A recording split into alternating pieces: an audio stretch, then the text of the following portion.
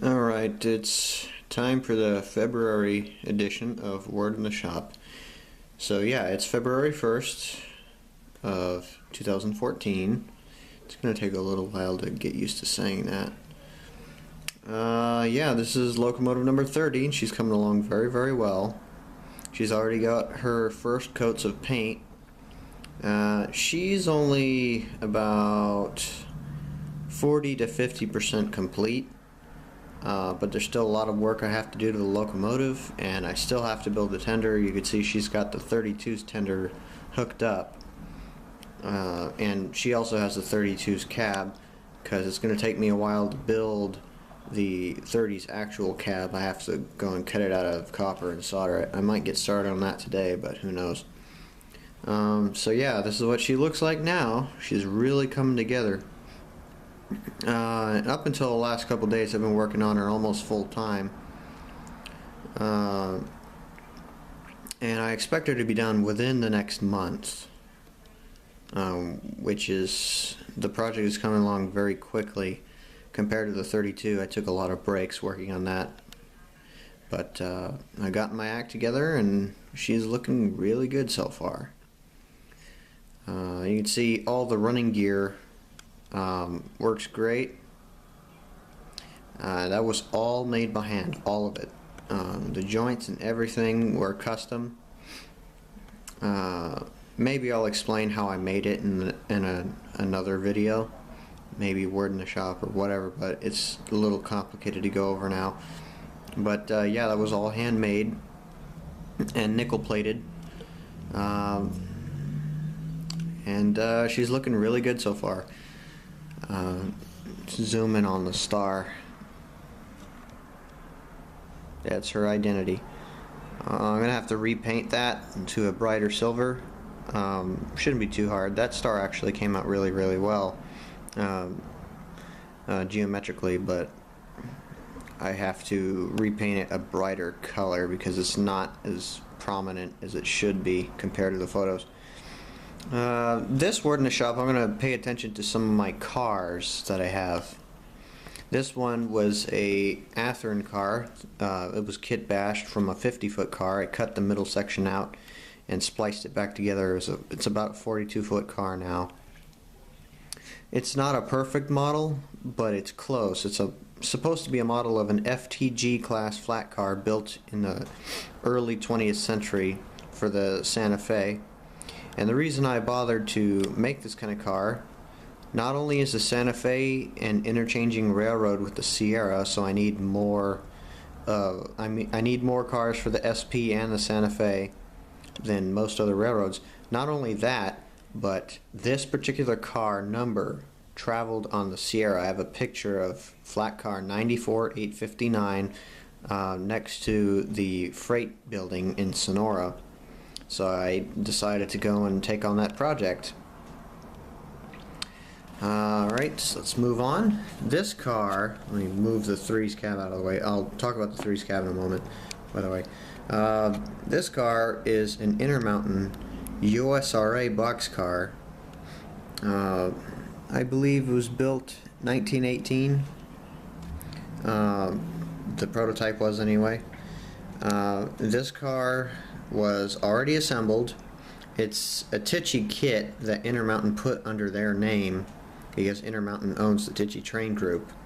It's a Tichy kit that's been assembled and painted, and this is the only one I could find in Southern Pacific, and it cost me $45, which would be a pretty high price, but it's Southern Pacific is the only one I could find. I'm sure people have been gobbling them up, so I took a chance and I paid $45 for it, and I got a really, really nice car. I've been wanting one of those for a long time.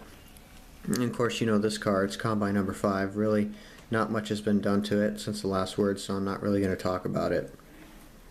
Okay, this is a Great Northern 65,000 series flat car. It's a steel fish belly flat car.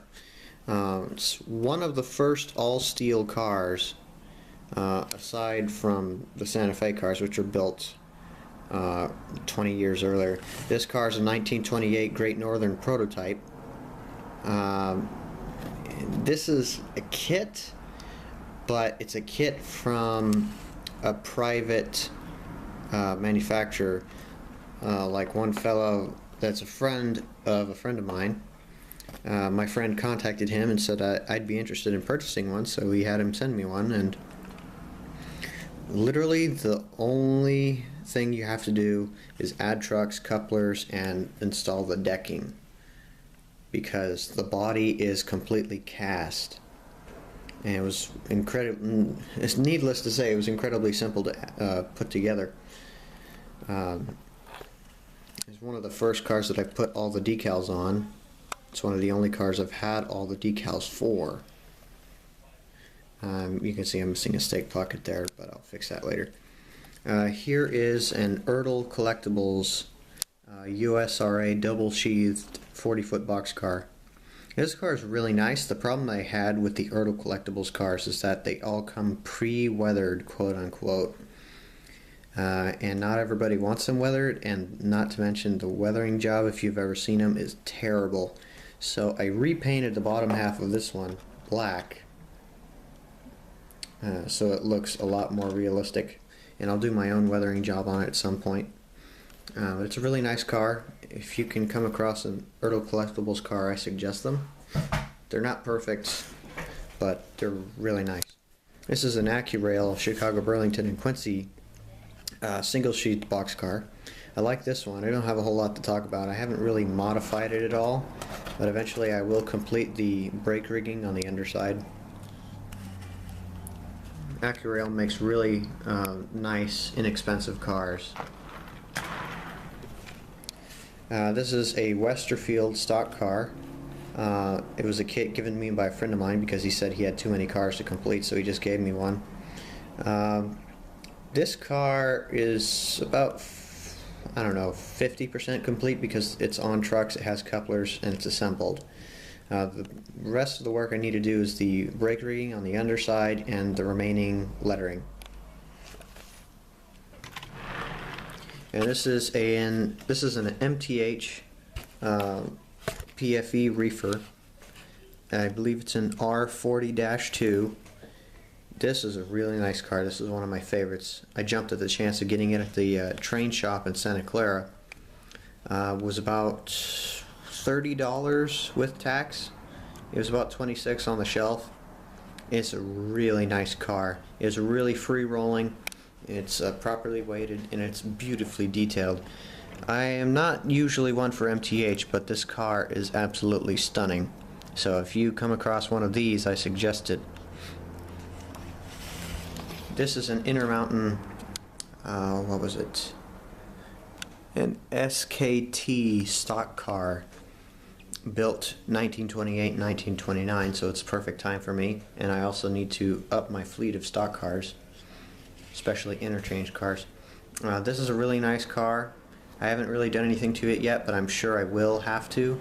I looked up the prototypes for these cars, and I think that they were built, I'm modeling May 1929. I believe these were built in September 29, this particular type of car. So I might have to backdate it a bit, but for the most part, the SK series stock cars were pretty much the same. Anyway, it's a really nice car, and I jumped at the chance of getting it for about $5, which is really good for an Intermountain car. And of course, my laser kit, my laser cut Sierra Away caboose number 04 that I made myself entirely. Made the drawings for it and cut it in the laser. The trucks are KD, and the rest is built by me. And let's move these cars out of the way here. Here's the Sierra number 3 missing her cab, and you saw the cab on the flat car earlier. She runs fine. She's perfect, you know, minus the lettering. She has no lettering on her, but I'm not going to run her without her cab, you know, because she'll look absolutely ridiculous. So I have a bit more repair work to do to the cab. Let me show you the cab right now. I had to replace the sidewall facing the lens in the shot and the rear wall.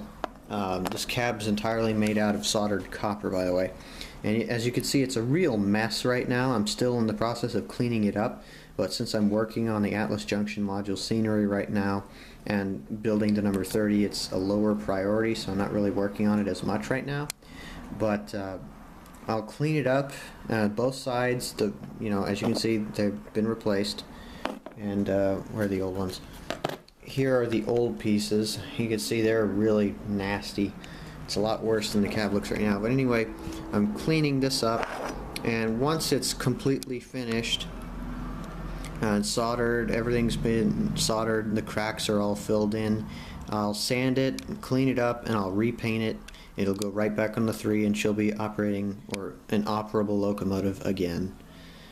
So that's that. Here's another one of my prototype freight cars. It's a Walther's kit. I'm not sure if it's a proto or not, a Walther's proto, but it's a really nice car. I did replace the handrails. You can see this is brass handrails. Part of it has broken off because I wasn't careful enough handling it, so I'm going to have to solder that back together. Those are handrails I added in case I didn't say it. I installed scale head KDs, and you can't really see it, but the car did not come with air hoses, so I installed my own. You can see it better there. And I also, the plastic footboards here, supports, whatever, I've removed the plastic ones when I was redetailing the car and added wooden ones. I still have to do the brass supports that go under it, that hold it to the car. But that's pretty much done. I also have to build a ladder that I have to solder to the handrails, and I'll do that later. I also installed a more stable brake wheel and brake staff, because the old one was plastic and didn't look all that great, and it really wasn't a good brake wheel. So this is a Westerfield Santa Fe. I believe it's a BXY boxcar. I'm pretty sure it's a BXY. And this is another car given to me by a friend of mine for free. I have never finished it. I have never finished the car, but I'm hoping, I found the last few parts for it. I was missing a few parts, and that's why I couldn't finish it. The car came with decals. I might have to get some new ones though, because I got a little bit of paint on them, but I'm not sure if I can salvage them or not. Anyway, I probably won't need to, but anyway, so this is a Santa Fe BXY boxcar, I believe, and it's pretty close to being done. I mean, it still needs the brake rigging under there, but I never usually get to that on my cars until I'm really, really bored and I decide to do it. Anyway, I have a few other things to do. An interesting thing is I had to build this end from scratch because I accidentally, this is an old kit. This is back when Westerfield used a special plastic blended with metal shavings to try and make it stronger, but it was actually a lot more brittle than the material they use now. So I broke the end. You can kind of see, look at this end too, and you can see what I was trying to do to replicate it. And basically this end is pretty much the same. It's lacking a few details, but it's pretty much the same. The last few details I can add after it's painted. So yeah, this car is pretty close to being ready. I have to redo the running boards on the top, the catwalk, whatever you call it, on the top of the car, and I have to do the truss rods. And there's a steel center sill that goes to reinforce the frame of the car. I need to put that in. That's the part I was missing.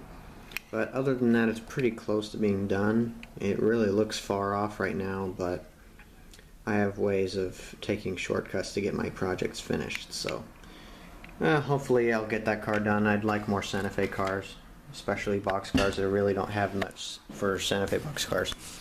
Okay, a few more things. Here's locomotive number 32. You're wondering where the rest of her was. Sitting dismantled after I took her to the Black Diamond lines New Year's Eve / New Year's show to run her, she was giving me all sorts of problems, and I was just, you know what, I'm not proud of this. I'm going to take her apart and try and fix what's wrong with her. Unfortunately, I never really could find out what was wrong. I haven't tried everything yet, but I've tried just about everything that I can do at the moment.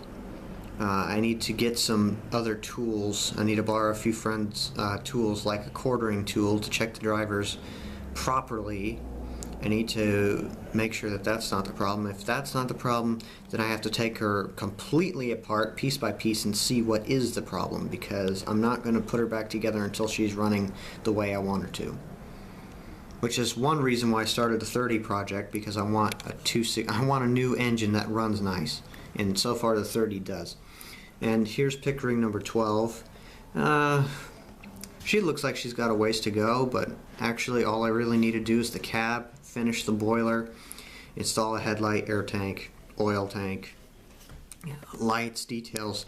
It's not very far from completion. It's just that I've got a whole bunch of other projects I'm working on right now. So yeah, that's that. Here is the Atlas Junction module, and let's take a look. Most of the paper bag scenery base is completed, and you can see I've started to put some dirt down. The dirt is from the actual Atlas Junction site. I went to Oakdale about a week ago now, and we passed through Atlas Junction, so I said to stop and picked up some dirt. I've got quite a bit of it left. About half a bag left over there. Anyway, so the first coat of dirt, the first layer of dirt, should be done in the next day. I think today I'll probably have it all done, because I've got quite a bit of time before I need to go back to sleep, so I'll probably have it all done today. And then over the next few days I'll have the second or third layer of dirt done, and from there I'll decide. Once I get the second layer of dirt done, I'll decide if I want to do a third layer, and from there, depending on whether or not I do one, I'll start putting the layer of dirt for the road in. And this is my method of weighting down the paper bag while the glue dries.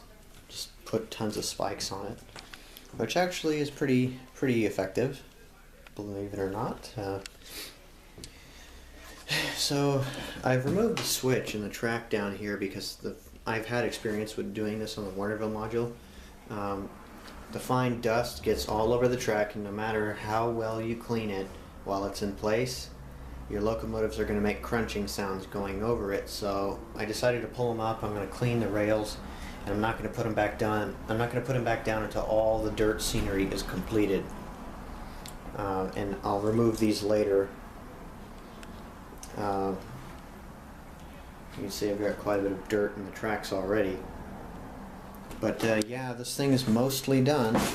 Yeah, this word in the shop's getting to be pretty long now.